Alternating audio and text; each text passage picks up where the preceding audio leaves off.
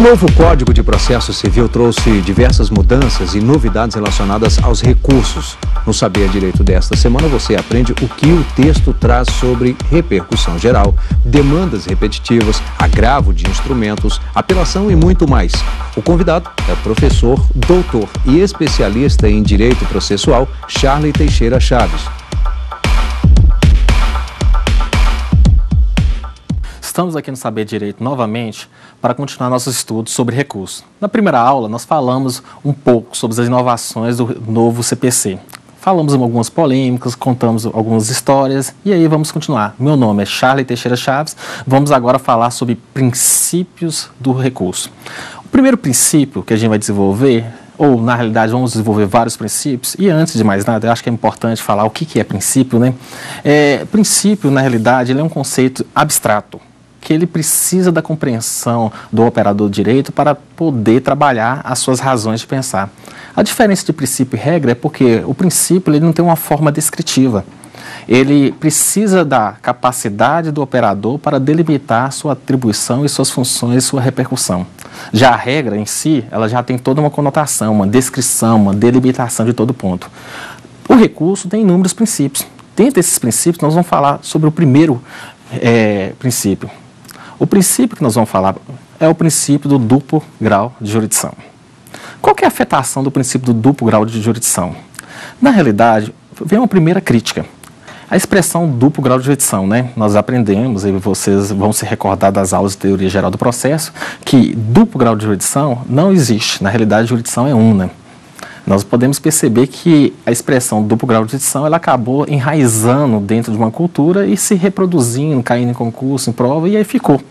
Na realidade, acabou se transformando em uma espécie de gíria, né, que não reproduz a essência. Eu gosto de falar que o duplo grau de jurisdição deveria ser colocado como duplo juízo sobre o mérito, ou dupla revisão da matéria. Seria uma equação melhor do que duplo grau de jurisdição. Mas a essência é, o que seria o princípio do duplo grau de jurisdição, tirando essa discussão teórica sobre o nome ou não. O duplo grau de jurisdição permite que toda matéria tenha a possibilidade de ser revisitada. Há uma discussão se o duplo grau de jurisdição ele está previsto expressamente na Constituição ou não, e como que ele poderia ser trabalhado. A essência, e aí era um entendimento dominante, de que o duplo grau de jurisdição ele não está expresso na Constituição. Pela organização sistemática dos tribunais expresso e colocado dentro da Constituição, a gente poderia colocar que o duplo grau de jurisdição ele é trabalhado de forma implícita. Como assim? O duplo grau de jurisdição ele cria uma ordem sistemática de tribunais e de formas recursais. Diante disso, gera uma ideia de que o duplo grau de jurisdição tacitamente está previsto dentro da Constituição. Outros vão falar que o duplo grau de jurisdição ele decorre de dois princípios, que está lá no artigo 5º, que é justamente aquela ideia da garantia do contraditório, ou seja, o princípio do contraditório, ampla defesa e os recursos nele inerentes. A expressão recurso nele inerente dá uma ideia de que o duplo grau de jurisdição estaria sintonizado e coextenso, ou seja, se harmonizando a ideia do princípio do contraditório e da ampla defesa. E isso é muito interessante.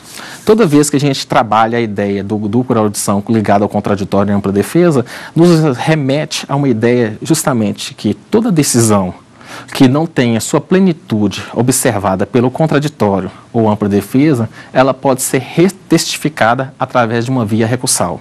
Diante disso, o princípio do duplo grau de jurisdição estaria impulsionado dentro de uma leitura do princípio do contraditório e da ampla defesa como um elemento complementativo desses dois princípios.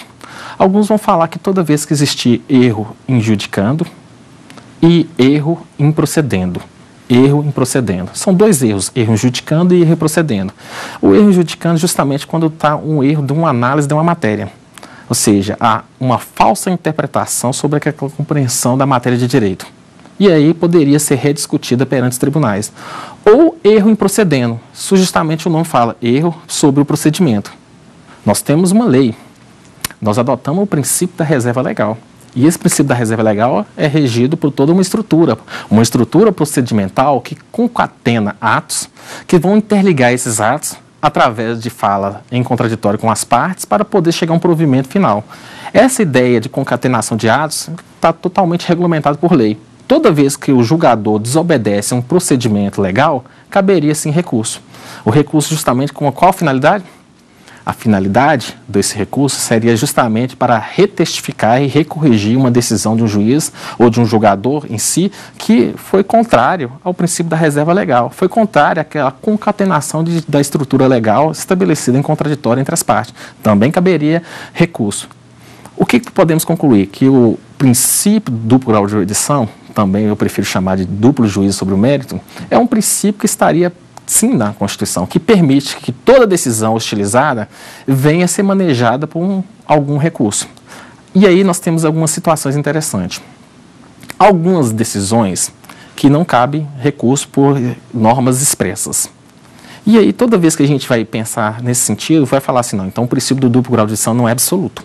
Ele, apesar de a gente analisar a sua visão implicitamente dentro da Constituição, seja pela organização estrutural dos tribunais, seja pela análise do princípio do contraditório e da ampla defesa ou dos seus recursos neles inerentes, a gente vai verificar que algumas matérias não têm um recurso específico. Como resolver isso? Alguns autores vão falar nos chamados sucedâneos recursais. E o nome é esse, sucedâneos recursais. O que seria sucedâneos recursais? Seria a possibilidade de manejar um determinado mecanismo processual, uma ação processual que poderia fazer as vezes de um recurso que não está previsto na lei. Um exemplo disso, nós temos o habeas corpus. O habeas corpus, na realidade, é uma ação constitucional, que está prevista na Constituição e que toda vez que existir ausência de uma previsão expressa, poderá ser manejado o habeas corpus no lugar de um recurso específico. A mesma coisa ocorre com o mandado de segurança. O mandado de segurança não é um recurso, mas poderia fazer as vezes de um recurso. Em quais situações esses sucedâneos recursais poderiam ser utilizados? Sempre quando não existir recurso previamente estabelecido em lei específico, a matéria não estiver transitada em julgado, bem como a possibilidade de rediscutir essa matéria dentro do plano judicial. Ou seja, se não transitou em julgado e não existe recurso específico, poderá utilizar o sucedâneo recursal para tentar modificar essa decisão. Aí nós vamos surgir a teoria dos sucedâneos recursais. O duplo grau de jurisdição, então, seria o duplo juízo sobre a análise da matéria, permitindo assim que toda decisão, e eu entendo que o duplo grau de jurisdição, ou melhor, o duplo juízo sobre o mérito, ele tem uma característica democrática. O que é uma característica democrática? Uma possibilidade de toda decisão ser alvo de algum recurso, com o objetivo justamente de testificar a compreensão daquela análise, daquela matéria, para poder dar uma segurança, para poder reconhecer os sujeitos como autores construtores daquela decisão, mesmo que aquela decisão seja desfavorável à minha pessoa. Um próximo princípio que nós vamos falar e vamos tentar desenvolver é o princípio da taxatividade. O novo CPC também trabalha a essência do princípio da taxatividade. O que seria o princípio da taxatividade? É elencar todos os recursos específicos para cada decisão hostilizada. É estabelecer todos os recursos específicos para toda decisão que merece ser rediscutida ou que está alvo de algum recurso. Então, o princípio da taxatividade está ligado diretamente com o princípio da legalidade. O que é isso? A Constituição fala, ninguém deixará de fazer nada senão em virtude de lei. É o artigo 5º, inciso 2º da Constituição da República Federativa do Brasil. Então, o princípio da taxatividade, ele cria a essência e o objetivo primordial de não admitir nenhuma espécie de manejo de recurso que não esteja dentro do rol descritivo da lei. Essa é a essência do princípio da taxatividade. Essa é a essência do princípio da taxatividade. Delimitar perante a lei quais são as matérias que têm recurso. Qual o objetivo disso? O objetivo é que ninguém venha inventar recurso que não exista na lei, para poder criar até um tumulto e até uma procrastinação de atos. Então, o princípio da taxatividade é justamente essa ideia de reserva legal. Porém, como já foi dito anteriormente, esse princípio da taxatividade ele é um pouco mitigado, abrandado. Abrandado por quais motivos? Ora, nós percebemos que no CPC eliminou 2 recursos, o agravo retido, bem como os embargos infringentes.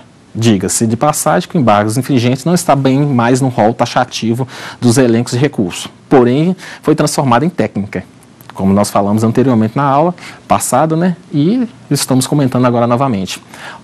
O que a gente pode perceber disso? O legislador, cada vez mais, ele tenta retirar recurso. O fato de retirar recurso e existir uma decisão que cause algum efeito para a respectiva parte, pode gerar alguma outra ideia, uma ideia dos chamados sucedâneos recursais. E aí vem a questão do agravo de instrumento no novo CPC. Ora, o novo CPC, ele vai sair de um conceito, antes o novo CPC atual, de 73, trabalha o agravo de instrumento como conceito. O agravo de instrumento é para toda decisão interlocutória urgente, que cause grave risco ou dano irreparável para a respectiva parte. Era um conceito, e esse conceito poderia ser analisado e reanalisado pelo julgador que pelo atual CPC de 73, quando ele entendia que o agravo de instrumento não era urgente, ele convertia o agravo de instrumento em agravo retido, diante da não urgência do agravo de instrumento. Qual a diferença? O agravo de instrumento é interposto diretamente para o tribunal.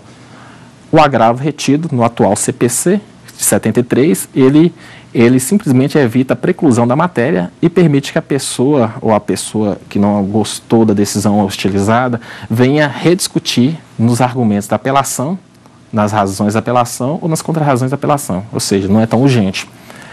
Só que agora o CPC atual colocou o agravo de instrumento dentro de um rol taxativo. Esse rol taxativo, ele criou hipótese. Imagine que determinada hipótese de uma decisão que surgiu de imediato não está previsto dentro do agravo de instrumento. Por não estar previsto dentro do agravo de instrumento, não poderia ser manejado. Só que eu entendo que a decisão é urgente. O que eu posso me socorrer? Eu vou poder discutir a matéria ainda, porque mesmo vai acontecer o seguinte, o novo CPC vai falar que a matéria não preclui. Ela poderá ser utilizada no argumento da apelação. O problema é que até chegar o momento da apelação, transcorrer muito tempo. E aí eu tenho a necessidade da urgência, e essa urgência não está descrita dentro do rol taxativo do agravo de instrumento, do novo CPC. Qual seria a solução? E aí surge a ideia do sucedâneo recursal. Poderia, em tese, caber, numa situação hipotética que nós estamos imaginando aqui, o mandado de segurança. O mandado de segurança não é recurso, mas ele pode fazer as vezes de um recurso. Toda vez que a matéria hostilizada não tiver recurso específico, e no caso não tem, porque não está previsto no rol taxativo do agravo de instrumento, e a matéria não transitou em julgado. Então, o mandado de segurança, ele pode sim fazer as vezes de um recurso, se tornando assim um sucedâneo recursal. Ora, o mandado de segurança está previsto no rol taxativo de recurso? Não está. Daí, ele pode se tornar um sucedâneo recursal, mitigando assim a regra da taxatividade, ou melhor, o princípio da taxatividade. Então, nós temos o princípio da taxatividade como regra primordial e sua mitigação, seu abrandamento, sua situação de exceção, os sucedâneos recursais. Nós temos outro princípio também muito importante que nós devemos colocar, que é o chamado princípio da singularidade, ou da unirrecorribilidade, ou da unicidade. O princípio da singularidade, unirrecorribilidade, ele tem como objetivo primordial é que para cada decisão hostilizada exista apenas um recurso específico. O que é isso? Nosso legislador, ele não quer utilizar recursos de forma simultânea. A ideia é que eu tenho recursos de formas sucessivas. Vamos explicar de forma melhor. Ora, eu tenho um rol taxativo de vários recursos, né? Eu tenho apelação. No novo CPC, eu tenho apelação, eu tenho agravo de instrumento, eu tenho agravo interno, eu tenho agravo contra decisões que não admite recurso especial, recurso extraordinário, eu tenho embargo divergente, eu tenho embargo de declaração, ou seja, eu tenho todo esse rol de recursos. Esses recursos não podem ser manejados tudo de uma vez só. Essa é a ideia do princípio da unirrecorribilidade. É a ideia justamente para preservar que para cada decisão eu só posso manejar um recurso de forma gradativa. Essa forma gradativa é justamente isso.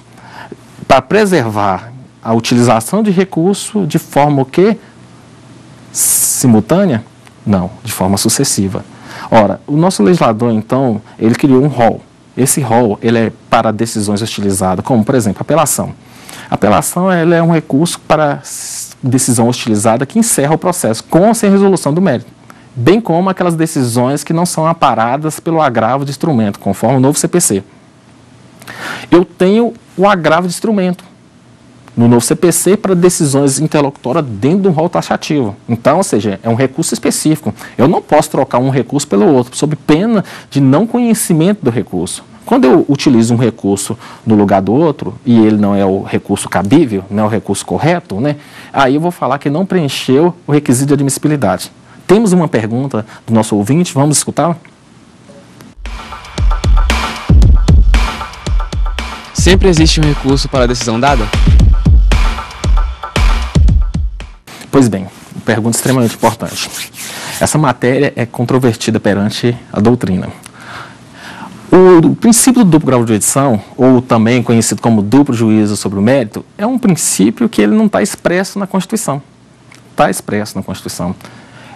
Diante disso, ele é entendido de forma implícita. Por quê? Pela organização estrutural, pela ordem escalonada dos tribunais previstos na Constituição e, por um outro ponto, pela essência do princípio do contraditório da ampla defesa, porque lá no artigo 5º, lá vai descrever que deve todo o processo observar o princípio do contraditório, ampla defesa e seus recursos nele inerentes. Diante disso, o princípio do duplo grau de jurisdição é absoluto ou não? Eu posso retirar um recurso e deixar sem matéria de um recurso específico? Em regra, eu poderia, como o nosso legislador fez, assim no Código Processual Civil de 2015. Retirou o agravo retido e retirou, pelo menos, o nome e do rol taxativo embargos infringentes. Então, teoricamente, é possível isso. Mas, ao mesmo tempo, nós colocamos que toda matéria ela é passível, sim, de uma discussão. E faz parte dentro do plano democrático, e a nossa Constituição é uma Constituição democrática, ela permite que toda matéria seja discutida. Daí trabalha a ideia de contraditório, ampla defesa, obrigatoriedade das fundamentações das decisões, justamente como critério objetivo para construir uma decisão e é que essa decisão reconheça o sujeito como autor e construtor da sua própria realidade. Diante disso, surge a ideia dos sucedâneos recursais. Ou seja, não é recurso específico, mas toda vez na ausência de um recurso eu posso utilizar mandado de segurança, habeas corpus, para tentar suprir uma deficiência legislativa de um recurso específico, naquilo que é cabível.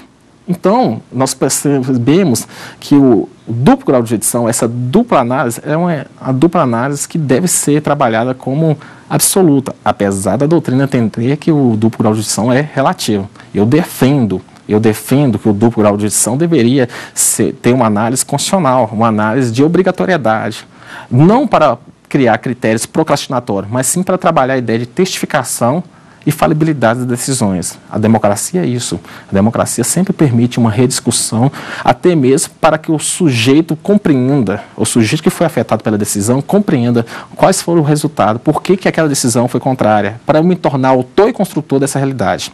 Então, o duplo grau de jurisdição tem essa polêmica sobre esse ponto. Voltando aqui ao tema que nós estávamos abordando antes da pergunta, é o princípio da singularidade e da unirecorribilidade. Nós estávamos falando que para cada decisão existe um recurso específico.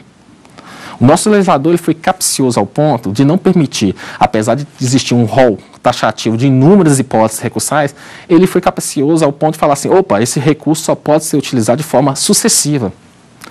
Só pode ser utilizado de forma o quê? Gradativa e nunca de forma simultânea. Daí muitas pessoas vão falar assim, nossa, tem tanto recurso previsto no nosso código, por isso que o processo não anda de forma rápida. Não é bem isso. O nosso legislador criou um recurso para cada decisão e não vários recursos para todas as decisões.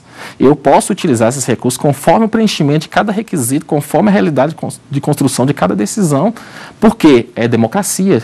Se a gente não quer estabelecer democracia, a gente elimina o recurso e mantém uma decisão como se fosse única e absoluta. E isso é extremamente problemático para um modelo democrático como o nosso. Então, nós temos o princípio da unirecorribilidade, que não admite a interposição simultânea de dois recursos. O novo CPC mantém a ideia de interposição do recurso especial e recurso extraordinário de forma o quê? Simultânea. Aí vocês vão falar e fazer um questionamento para o professor Charley. Ora, professor, você acabou de falar que cada decisão utilizada só pode um recurso, que pode ser utilizado de forma gradativa. Julgou aquele recurso, vem um outro recurso e assim por diante. Então, eu não posso interpor dois recursos ao mesmo tempo.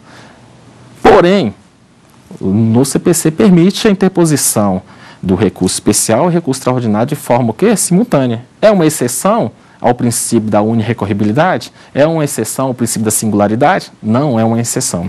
Daí eu busco substrato até com a obra do Humberto Teodoro, que ele fala que quando eu interponho o recurso especial e o recurso extraordinário, eu tenho uma simultaneidade aparente. Uma simultaneidade aparente. O que isso representa? Ora, o recurso especial e o recurso extraordinário eles tratam de matérias distintas. Então, eu não estou atacando a mesma decisão com as mesmas finalidades. Ora, o recurso especial tem como objetivo o quê? Matéria ligada à lei federal. Desobediência à lei federal, que vai para o STJ. Já o recurso extraordinário tem como objetivo primordial o quê? Matéria constitucional, que vai para o Supremo Tribunal Federal. Ou seja, o comportamento e o ataque de cada um desses recursos são distintos. Apesar de serem interpostos de forma simultânea em peças distintas, simultâneos de peças distintas, ou seja, cada um recurso é interposto com uma peça separada, né? Ele, apesar de ser interposto de forma simultânea, eles atacam decisões distintas. Daí vem o que? A sua simultaneidade aparente.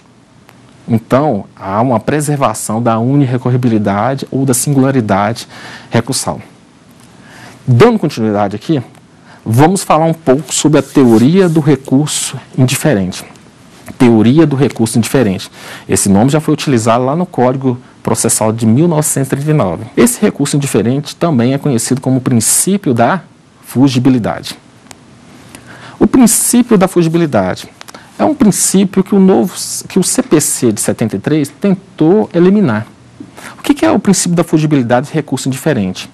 A ideia central é, quando eu tenho dúvidas sobre o cabimento deste ou daquele recurso, eu posso utilizar qualquer um deles para atender e satisfazer a realidade jurídica da decisão utilizada. Professor, me explica melhor. A fugibilidade surge como mecanismo sempre quando eu tenho dúvidas sobre o cabimento de um recurso ou outro. E aí eu posso usar um ou outro que ele vai atender as mesmas finalidades. Então a fugibilidade é um princípio que ele vem a mitigar o princípio, ou melhor, a regra, ou melhor, o requisito de admissibilidade do cabimento. O cabimento é justamente, para cada decisão hostilizada ou insatisfeita, só cabe esse recurso, e não dois recursos ao mesmo tempo. E aí a fugibilidade quebra um pouco esse rigor sempre que existir alguma situação controvertida. O que é fugibilidade? Eu tenho a apelação e o agravo instrumento. A apelação é para a decisão que encerra o processo com resolução do mérito ou sem resolução do mérito. E que não é cabível, que é agravo instrumento, no novo CPC. O agravo instrumento é para decisões interlocutórias urgentes. E o novo CPC vai estabelecer um rol taxativo. O que acontece? Se eu tiver uma dúvida sobre a decisão interlocutória ou não, eu poderia manejar um ou outro. E aí surge o princípio da fugibilidade. É cabível? E aí a fugibilidade não é um princípio solto, estanque. O Código de 1973, o atual CPC de 73, não colocou o princípio expressamente. Não está, vocês não conseguem achar o princípio da fugibilidade expresso no novo CPC, no CPC de 73, justamente porque ele tentou eliminar, para ter uma decisão sem conflito com o outro. Porém, o legislador de 73, ele criou algumas situações e hipóteses que geravam dúvida. O atual código ele colocava que decisões interlocutórias cabia o quê? Agravo. Porém, por exemplo, nós temos a questão da justiça gratuita, da Lei 1060, que vai falar que da decisão que indefere a justiça gratuita, cabe o quê? Apelação. Ou seja, o legislador confundiu, o legislador colocou o recurso que seria apelação, porém o Código de Processo Civil de 73, o atual código, ele coloca que seria uma decisão interlocutória, gerando assim uma dúvida. E diante dessa dúvida, aí surgiu o princípio da fugibilidade. O princípio da fugibilidade ele pode se exteriorizar como um conceito, sempre que existe a chamada dúvida objetiva. O que é dúvida objetiva? A dúvida objetiva é sempre que existir divergência jurisprudencial ou doutrinária sobre o cabimento deste ou daquele recurso. Então, ou seja, a doutrina oscila. Tem doutrinador que fala que cabe esse recurso. Tem doutrinador que fala que cabe outro recurso. E a jurisprudência também oscila nesse mesmo sentido. Ou seja, então a matéria não é pacificada nem pela jurisprudência nem pela doutrina. E mais ainda, para utilizar e aplicar o princípio da fugibilidade, você deve usar o menor prazo recursal. Como o CPC de 73, ele tem recurso com prazo extremamente distinto, ao contrário que acontece no Código Processual de 2015, o futuro código nosso, ele já uniformizou os prazos. Mas o atual, de 73, ele tem prazos distintos. Então, a ideia é que, além da dúvida objetiva, eu tinha que utilizar o menor prazo. Para demonstrar o quê? Para demonstrar justamente que eu não estou de má fé. Eu estou usando esse recurso porque ele tem uma dilação de tempo maior. Então, eu estou me beneficiando por esse prazo. Então, não era aceita a fugibilidade nesse sentido. Então, o princípio da fugibilidade, então, ele tem que ter requisitos como dúvida objetiva, que é divergência jurisprudencial e doutrinária, bem como também a utilização do menor tempo daquele recurso utilizado. Alguns vão falar também que poderia, como sinônimo da dúvida objetiva seria a utilização do recurso que não tem o quê? Erro grosseiro. Erro grosseiro, ou seja, eu não estou usando um recurso totalmente incompatível, mas sim um recurso que tem realmente uma divergência, tem autores, tem juízes que entendem que seria aquele outro. E a questão da má-fé, que é erro grosseiro e má-fé, que é justamente a questão do menor prazo. Também poderia encaixar dentro desse quesito do princípio da fugibilidade. O novo CPC, ele cria e tenta também evitar a utilização do princípio da fugibilidade. Porém, em 2 momentos, ele vai adotar, sim, o princípio da fugibilidade. Justamente a ideia é que, quando eu tenho a interposição, e o novo CPC vai fazer o seguinte, eu interpus um embargo de declaração contra a decisão do relator. E aí o relator entender que não é caso de embargo de declaração. O que é embargo de declaração? É para toda decisão que tem omissão, obscuridade ou contradição. Porém, o relator entende que não, seria agravo interno, para obrigar que a matéria seja reanalisada pelos demais desembargadores. E aí o que acontece? O novo CPC vai permitir a fugibilidade entre embargos de declaração com agravo interno. Então o novo CPC vai deixar nitidamente claro essa possibilidade do princípio da fugibilidade entre embargo de declaração com agravo interno. Porém, eu tenho requisitos próprios do agravo interno. O agravo interno eu tenho uma peça que é diferente do embargo de declaração. Enquanto que em embargo de declaração eu tenho que demonstrar a omissão, a obscuridade, a contradição, no agravo interno eu tenho que demonstrar que a decisão monocrática do relator, que não analisou a matéria, que não permitiu o julgamento da matéria, está incorreta. Então, o agravo interno ele tem requisitos diferentes. O que o novo CPC coloca? Além de permitir a fugibilidade, ele vai intimar a parte interessada no prazo de 5 dias para o que? Complementar o agravo interno. Vejamos, o que o legislador do novo CPC sempre coloca, ora, admita a fugibilidade e permita o que? A complementação do recurso, para que eles venham se formalizar conforme requisito essencial do agravo interno. Muito interessante, é muito interessante o novo CPC. O novo CPC sempre está oportunizando quando tem uma visão diferente, ou seja, o julgador entende que o recurso não é esse, é outro. No caso de embargo de declaração, ele entende que é agravo interno. E aí, além disso, ele oportuniza a parte para complementar, ou seja, adequar o recurso aos requisitos legais do agravo interno. Uma situação interessante que o legislador não fala no novo CPC de fugibilidade, mas quando de um recurso especial é para decisão o quê? Ligado à matéria de lei federal, direcionado ao STJ.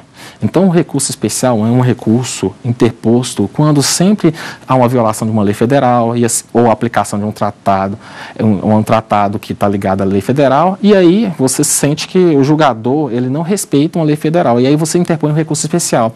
Quem julga essa matéria, quem é o guardião da lei federal, é o Superior Tribunal de Justiça. Então, o recurso é o recurso especial.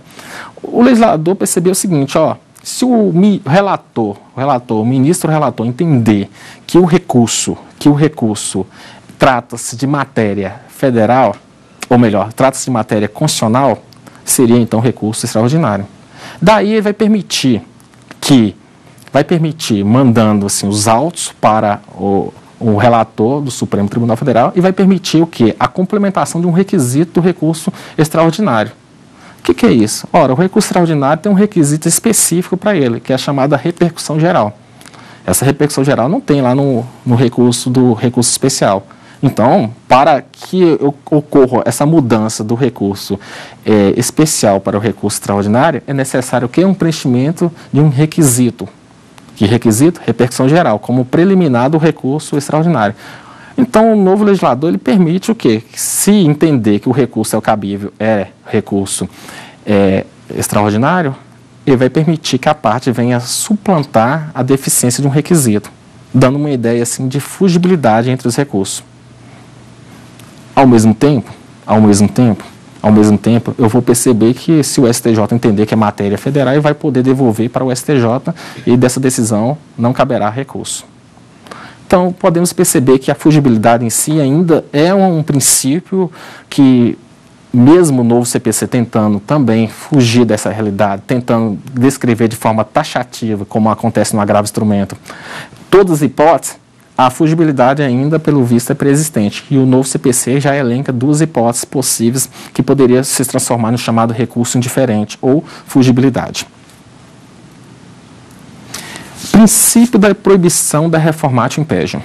Princípio da proibição da reformatio impejum. Esse princípio é muito importante, né? É um princípio infraconstitucional, é um princípio que também o novo CPC vai adotar, que é justamente a ideia de proibição da reformatio impejum. O que seria a proibição da reformatio impejum? É justamente quando, de uma decisão hostilizada, de uma sentença do julgador, eu recorro de forma solitária, eu não posso, o tribunal piorar a minha realidade. Ora, eu recorri, e o recurso, como eu coloquei para vocês, é um mecanismo democrático de testificação da decisão. Eu tenho uma decisão que eu fui sucumbente, ou seja, não teve todos os meus pedidos na totalidade ou parcialidade aceito. Então, eu quero interpor ou manejar um recurso contra aquela decisão insatisfeita, aquela decisão resignada. Ao interpor o recurso, imagine o seguinte, imagine que o tribunal venha piorar a minha realidade jurídica. E aí, lógico que o recurso se torna um ato perverso, provocando assim, então, todo um temor, para que eu vou recorrer? Se eu recorrer sozinho, eu estou recorrendo sozinho, a outra parte está satisfeita com a decisão. Eu vim recorrer para tentar melhorar a minha situação, houve uma piora. E aí gera todo um eslogo de um medo, uma sensação de medo de recorrer. Então, o princípio da proibição da reformatio impejum, ela impede que o tribunal piore sua situação. É extremamente importante isso, por quê? Porque valoriza o manejo do recurso, tira a ideia de que o tribunal possa retaliar aquele que está manejando o recurso, e além disso ele tem requisitos. Ora, o princípio da proibição da reformatio impejum ele não é absoluto, ele só pode ser adotado em quais situações? Primeira situação, quando eu for sucumbente solitário, ou seja, eu estou recorrendo de forma solitária. Ora, se a outra parte recorre, não vai se aplicar o princípio da reformatio impejum. Porque se a outra parte recorre, ambos recorrentes têm interesse de ter um benefício. Diante disso, lógico que aí o tribunal pode prejudicar um ou outro diante de uma análise jurídica, dentro de uma análise do recurso interposto por cada um. Então, o primeiro requisito da proibição da reformatio impejum é que o recurso seja feito de forma o quê? Solitária. Outra situação que excepcionaliza o princípio da reformatio impejum. O princípio da proibição da reformatio impejum, ele é excepcionalizado em qual sentido? Ora, quando eu tenho o chamado efeito translativo. O que seria esse efeito translativo? Matéria que o tribunal possa reconhecer de ofício. Ora, professor, me explica isso. Quer dizer que o princípio da proibição da reformatio impejum, eu recorri sozinho. A outra parte está satisfeita com a decisão. O tribunal, quando tiver efeito translativo ou matéria que ele poderia reconhecer de ofício, ele poderia prejudicar a minha realidade jurídica? Pode. Como é que ficaria o princípio da proibição da reformatio impejum? E essa é uma exceção, mais uma exceção do princípio da proibição da reformatio impejum. Ora, nós temos uma seguinte situação, imagine a seguinte hipótese. Eu obtive um resultado de uma decisão, onde eu foi pleiteado na primeira instância, danos morais e danos materiais. O juiz me deu danos morais. E aí, só que ele não me deu danos. Minto, vamos colocar aqui. O juiz me deu danos materiais e não me deu danos morais. Ora, a decisão foi uma decisão de sucumbência parcial. Eu posso recorrer. A outra parte não recorreu.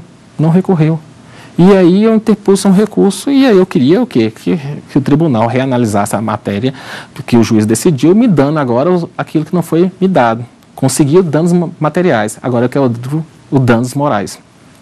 Pois bem, ao analisar a matéria, o tribunal reconheceu uma carência de ação. O que seria a carência de ação? A ausência de condições de ação. O novo CPC mantém as condições de ação, pelo menos o interesse de agir e a possibilidade jurídica do pedido é eliminada, mas a legitimidade e o interesse de agir se mantém como condições da ação. Ora, imagine o seguinte, aí o tribunal reconhece que a parte não é legítima. Ora, ela recebeu um direito pelo juiz, porém o tribunal percebeu que ela não deveria receber aquele direito, porque ela não é a parte que foi lesada realmente. Seria uma outra pessoa que deveria receber esse direito. Diante disso, o tribunal reconheceu que aquele que foi beneficiado pelos danos materiais e não recebeu o benefício dos danos morais, é parte ilegítima.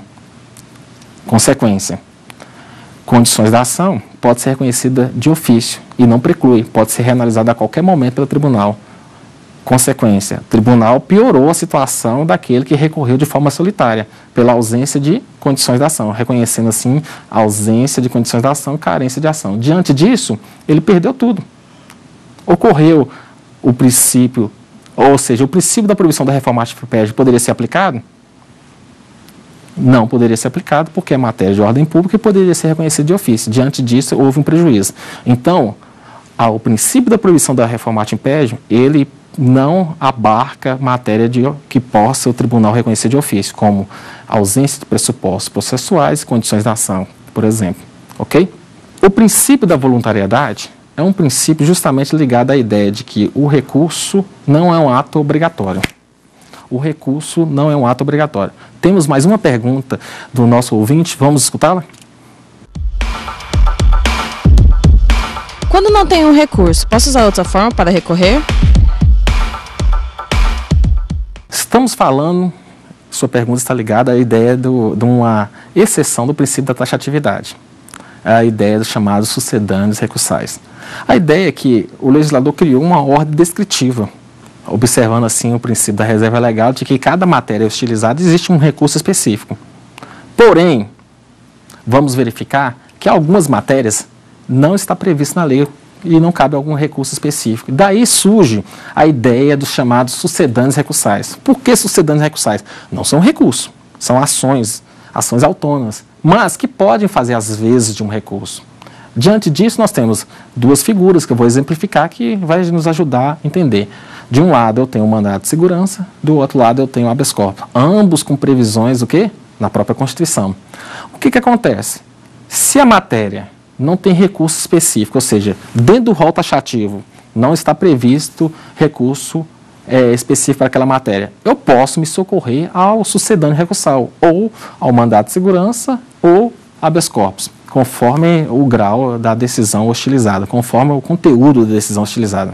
Então, o sucedâneo recursal ele teria como requisito primário o quê? Ausência de recurso, primeiro requisito, bem como que a matéria não esteja transitada em julgada. Ausência de recurso, então não está previsto dentro do rol taxativo, bem como a matéria não esteja transitada e julgada, porque se estiver transitada e julgada, não tem como rediscutir algo que já foi pacificado e foi imutalizado pela coisa julgada. Então, esse é o primeiro requisito. Além disso, eu tenho que observar os requisitos específicos do mandato de segurança, né, bem como do habeas corpus. Então, essa é a hipótese do cabimento do sucedâneo recursal. Voltando aos princípios, eu estava trabalhando a ideia do princípio da voluntariedade. O que seria o princípio da voluntariedade? E qual sua repercussão na via recursal? Primeiro, o princípio da voluntariedade trabalha a ideia de que eu não sou obrigado a recorrer. Então, ninguém é obrigado a recorrer. Diante disso, eu vou trabalhar a ideia de faculdade. Então, o recurso é uma faculdade que a parte tem. Eu posso desistir do recurso? Posso. Tanto é que minha desistência do recurso não obriga a aceitação ou aquiescência da parte contrária. Então, se eu quiser desistir do recurso, eu desisto, sem aquiescência.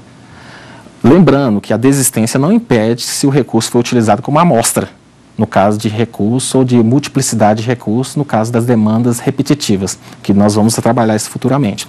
Mas, recurso é um ato voluntário, então eu não sou obrigado a recorrer. Por ser um ato voluntário, ele trabalha essa ideia do princípio da voluntariedade. O princípio da voluntariedade, alguns vão falar que tem uma exceção, que é a chamada remessa necessária, ou condição de validade da decisão proferida contra o Estado, a União, o município ou suas autarquias. Ora, é o chamado recurso voluntário. Esse recurso voluntário se mantém ainda no novo CPC. Olha só, o que acontece? Toda vez que temos como réu o Estado, União, município ou suas respectivas autarquias, e se um deles ou se for condenado, o que acontece? O juiz é obrigado a remeter os autos ao tribunal, dando uma ideia de conotação de um recurso voluntário. Alguns autores vão falar que é uma condição, de eficácia da decisão prolatada contra o Estado. É uma discussão muito grande, a doutrina critica muito esse tipo de decisão. Ora, o juiz tem uma decisão contra o Estado, a União, o município, qualquer um deles, e aí ainda tem que passar para o tribunal de ofício para dar uma validade à sua decisão. É um questionamento muito grande. Alguns vão questionar se houve violação do princípio da isonomia ou não, porque é um tratamento totalmente diferenciado entre o Estado, quando o Estado é réu, e quando a pessoa comum é réu. Ele não tem esse benefício. Então, nós temos aí, se é exceção ou não, ao princípio da voluntariedade, a chamada remessa necessária. O princípio da voluntariedade ainda vai trabalhar uma ideia muito interessante. A ideia de devolução da matéria. Ora, a minha vontade, aquilo que eu estou insatisfeito na decisão, é posto no recurso. Diante disso, a decisão hostilizada pelo princípio da voluntariedade, ela é colocada no que eu pleiteio ou que eu vou pleitear para mudar. Então, o tribunal vai receber aquilo que eu não venho aceitar. Então, a voluntariedade, ela vem também trabalhada como uma expressão de vontade da decisão hostilizada. Não concordei por esse ou por aqueles motivos. Esse princípio, então, vai trabalhar um mecanismo democrático. Esse mecanismo democrático também reflete diretamente na escuta, ou seja, todos os recursos vão trabalhar a ideia de sempre escutar a outra parte. Até mesmo os embargos de declaração que antes não trabalhavam o princípio do contraditório, porque a ideia era que os embargos de declaração não tinham uma afetação direta à outra parte, que o objetivo principal dos embargos de declaração é integralizar uma decisão e não modificar ela. O novo CPC vai possibilitar, sempre que existir mudança da decisão, o contraditório, ouvindo assim a outra parte. Esse é o princípio da voluntariedade. Princípio da lesividade do provimento. Princípio da lesividade do provimento. O princípio da lesividade do provimento está ligado àquela ideia de que só cabe recurso quando a decisão causa um efeito no seu mundo jurídico. Como assim? Ora, lesividade, eu só posso recorrer se eu tiver uma lesão aparente. Ora, se eu tive tudo que eu pleiteei perante o juiz monocrático, ele me deu tudo, vou recorrer para quê? Então, nós podemos perceber que você não pode recorrer de qualquer coisa. Ora, se você tem tudo, você pleiteou, o seu pedido foi recolhido na integralidade, então você não tem o que? Interesse, o que? Recursal. Então, essa ideia de lesividade é a ideia de sucumbência. Ora, eu fui sucumbente em que sentido? Eu tive algum prejuízo, o juiz não me deu algo como eu pedi? Tive, aí eu posso recorrer. Então, o princípio da lesividade está ligado à ideia do requisito de admissibilidade, que é denominado interesse recursal. O interesse recursal é, só posso recorrer se eu tenho alguma lesão, se eu fui sucumbente em algum ponto. Não cabe recurso a bel prazer da minha vontade. Eu sempre tenho que demonstrar uma espécie de lesão para poder o recurso ser admitido. Essa é a ideia da base do princípio da lesividade. O nosso legislador e o CPC de 2015 também vai estabelecer que algumas decisões não têm um conteúdo de lesão. E aí lá deixa bem claro que despacho, como também o Código Processual de 73 já estabelecia, que de despacho não cabe o quê? Recurso. Por quê? A ideia é que despacho é um mero ato ordinário para dar prosseguimento ao feito. Então, ele não tem conteúdo decisório, ele não tem nenhum prejuízo para a respectiva parte. Porém, é importante notar que quando o juiz utilizar o nome despacho, se ele tiver algum conteúdo decisório, caberá recurso. Então, tem que ficar atento ao conteúdo da decisão e não ao nome dado. Lembrando, o novo CPC vai falar que de despacho não cabe o quê? Recurso, entendendo que não tem lesividade. O provimento não causa nenhum prejuízo para ninguém, nenhuma das partes. Princípio da dupla conformidade, ou duplo conforme. Dupla conformidade. Esse princípio, pelo visto, ele foi eliminado. Era um princípio que era adotado aos chamados embargos infringentes. O embargos infringente atualmente no CPC de 73 ainda existe, mas o novo CPC eliminou o embargos infringente. O novo CPC retirou do rol taxativo os embargos infringentes, criando assim uma técnica de julgamento para tentar transformar aquela decisão minoritária da apelação em majoritária. Então, dupla conformidade, ou seja, o princípio da dupla conformidade funcionava da seguinte forma: sentença do juiz que condenou. Tribunal, a composição dos tribunais, normalmente as câmaras têm 5 desembargadores. sendo sorteado apenas 3, ok? Desses 3, se a decisão do tribunal for 2-1, mais 2 votos, ou seja, é uma decisão majoritária, é uma decisão não unânime, mas se 2 desembargadores mantêm a decisão do juiz, concorda com o juiz, aqui há uma dupla o quê? Conformidade. Essa dupla conformidade impedia o manejo ou a utilização dos embargos infringentes. O que eu estou falando? Ora, se a decisão do juiz se mantém no tribunal mesmo de forma majoritária, não caberia embargos infringentes. Não caberia embargos infringentes. Ao verificar isso no novo CPC, eu percebo que não foi recepcionada essa dupla conformidade perante a apelação. Lá não fala assim decisão minoritária. E aí eu utilizo a técnica e não embargos infringentes. Eu não uso o nome embargos infringentes, apesar que na essência é muito parecido. E eu uso a técnica para tentar chamar os outros desembargadores, são 5, né? 2 ficaram de fora, eu tento chamar os demais. Então não há o duplo conformidade como um mecanismo impeditivo do manejo do embargos infringente no novo CPC. Ao fazer a leitura do novo CPC, na apelação parece que não tem a dupla conformidade. Mas, quando o novo CPC vai falar que essa técnica, que é semelhante a embargos infringentes, pode ser utilizada no agravo de instrumento, e lá fala o seguinte, estabelece o seguinte, o novo CPC vai estabelecer que quando o agravo de instrumento modifica a decisão, então o agravo de instrumento, ou seja, eu tenho uma decisão do juiz, eu tenho 3 desembargadores, desses 3, a decisão tem que modificar. Então, 2 votos tem que ser contrário à decisão. Então, parece que dá uma ideia de manutenção do dupla conformidade.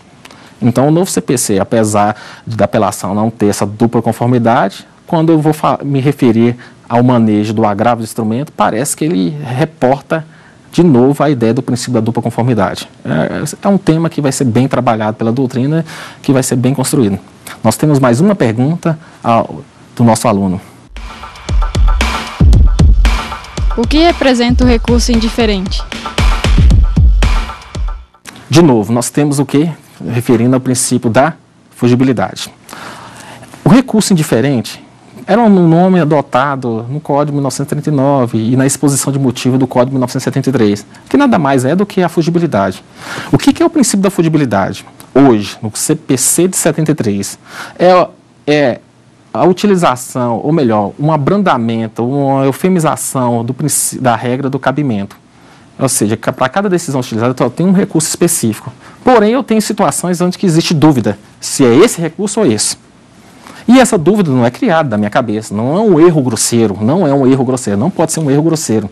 Eu não posso pensar em apelação e recurso extraordinário, que são totalmente diferentes. Seria um erro grosseiro pensar em apelação no lugar de um recurso extraordinário. Isso seria um erro grosseiro. Mas eu tenho que colocar uma situação onde que tem uma situação de uma zona cinzenta, confusa, que ela pode ser estabelecida pela lei ou por divergência jurisprudencial ou doutrinária. Daí o que acontece? A fugibilidade eu tenho 2 recursos, porém um recurso é o correto. Mas, diante de uma divergência da jurisprudência, bem como da doutrina, eu posso manejar um ou outro para fazer e surtir os mesmos efeitos do recurso específico. Essa é a ideia central da fugibilidade do recurso indiferente. Mais ainda, a doutrina vai falar que, além da dúvida objetiva, que é a divergência jurisprudencial doutrinária do cabimento desse ou daquele recurso, terá que observar o menor prazo, menor tempo entre um recurso. O que representa isso? A ausência de má-fé. Ora, desses 2 recursos que eu tenho dúvidas, esses recursos eu devo utilizar o menor prazo, para mostrar a minha boa-fé, que eu não estou usando uma manobra para ganhar mais tempo, porque esse recurso me dá mais tempo. Então, a fugibilidade, ele teria que preencher alguns requisitos, que venha mitigar a ideia do cabimento. E venha mitigar também a ideia da unirrecorribilidade, apesar que só um recurso vai ser utilizado. Então, eu vou ter que ter dúvida objetiva, divergência jurisprudencial doutrinária, evitando assim o erro grosseiro, bem como também o menor prazo do recurso utilizado. Evitando assim a má-fé. Fugibilidade, hoje, como nós colocamos no CPC, ele já foi bem estruturado para ser evitada a sua utilização. Nós falamos que o novo CPC vai falar em fugibilidade apenas e na hipótese do embargo de declaração sendo utilizado, no caso, o agravo interno, como nós já falamos anteriormente. E a questão dos prazos, no novo CPC vai uniformizar os prazos, não como a realidade do atual Código de 73. O novo CPC vai transformar o prazo tudo em 15 dias, excluindo apenas embargos de declaração, que terá o prazo apenas de 5 dias. Voltando aqui à nossa discussão, vamos partir para um novo princípio, princípio da consumação. Princípio da consumação. Esse princípio da consumação é muito utilizado. A ideia do princípio da consumação está ligada à ideia da preclusão consumativa. A ideia da preclusão consumativa. O que seria uma preclusão consumativa? O judiciário não é um órgão de brincadeira. O judiciário é um órgão onde ele não pode ser utilizado como mecanismo de testificação de aprendizado. Cada ato utilizado, desenvolvido, ele tem que ser consumado, independente se é certo ou errado. Diante disso, eu, como advogado, venho exercer um ato, o recurso está consumado. Ora, eu tinha que interpor um recurso de apelação dentro do prazo de 15 dias. O que eu fiz? Interpus um agravo de instrumento. E não é caso de fugibilidade, não se encaixa dentro de na realidade é um erro grosseiro, não tem nenhuma dúvida, divergência jurisprudencial ou doutrinária sobre o cabimento dessa matéria. Então, o que aconteceu? Eu realmente errei o recurso. Ora, só que eu tenho um prazo ainda. Eu utilizei, dentro dos 15 dias, eu utilizei apenas 2 dias. Então, me restam 13 dias. Ora, eu não posso trocar o recurso. Eu não posso. O princípio da variabilidade não foi recepcionado pelo atual CPC de 73, bem como não foi também adotada pelo Código de 2015. Então, houve uma consumação. Então, a ideia do princípio da consumação é que se eu utilizei o ato, pouco importa se esse ato é correto ou incorreto, ele se consumou. Então, não pode ser modificado. Trata-se, a ideia do princípio da consumação, uma forma de estruturar o procedimento, evitando que eu venha refazer sempre a meu bel interesse. E aí, logicamente, transformando o judiciário em um mecanismo acadêmico. Então, o princípio da consumação, ele é adotado dentro do CPC e o CPC de 2015. Princípio da variabilidade dos recursos. Esse princípio da variabilidade dos recursos, ele contrapõe ao princípio da consumação. Por quê? Se você está dentro do prazo ainda, ou seja, eu tenho um prazo de 15 dias para interpor um recurso, eu interponho um recurso de forma errônea. Esse princípio da variabilidade, que não é aceito nem pelo CPC de 73, nem pelo CPC de 2015, a ideia desse princípio é justamente que eu poderia trocar de recurso se eu estivesse dentro do prazo. Ora, o princípio da consumação não permite. Mesmo tendo prazo sobrando, consumou o ato já se realizou, não pode ser modificado. Então, o princípio da variabilidade dos recursos não é admitido dentro do nosso ordenamento, nem no Código de 73 e muito menos no Código de 2015. Ora, professor, por que você está falando desse princípio? Esse princípio foi adotado no Código de 1939. Então, ele teve já uma aplicação jurídica dentro de uma realidade jurídica, mas em um Código de 39. Mas não foi recepcionado, não foi aceito, melhor falando, no Código de 73, muito menos no Código de 2015. Princípio da complementariedade. Princípio da complementariedade. O princípio da complementariedade é um princípio que está sendo positivado no novo CPC de 2015. Esse princípio ele gerava muita discussão. Ele era um problema sério no manejo dos embargos de declaração. Por que no manejo dos embargos de declaração? Imagine o seguinte, os embargos de declaração ele tem um prazo de 5 dias. O que acontece quando eu utilizo os embargos de declaração? Os embargos de declaração, quando eu utilizo, ele interrompe o prazo recursal. O que é interromper o prazo recursal? Ele zera a contagem do prazo recursal e me possibilita, após o julgamento dos embargos, seja acolhido ou não, a interposição do recurso específico, observando assim o princípio da singularidade e unirrecorribilidade. Então, os embargos de declaração, ele agora possibilita a utilização de uma ideia de complementariedade. Imagine o seguinte, usando o recurso de embargo de declaração, ele é aceito. Modifica a sentença, o novo CPC vai permitir agora que eu complemento, me dando um prazo de 5 dias, me dando um prazo de 15 dias para complementar a respectiva decisão. Em resumo, nós tentamos trabalhar vários princípios aqui. Todos esses princípios, eles têm uma conotação jurídica que aborda e exemplifica a realidade jurídica do novo CPC. Esse é o nosso objetivo. Tem dúvidas sobre o assunto? Então mande um e-mail para saberdireito@stf.jus.br. Você também pode estudar pela internet acessando o site tvjustiça.jus.br.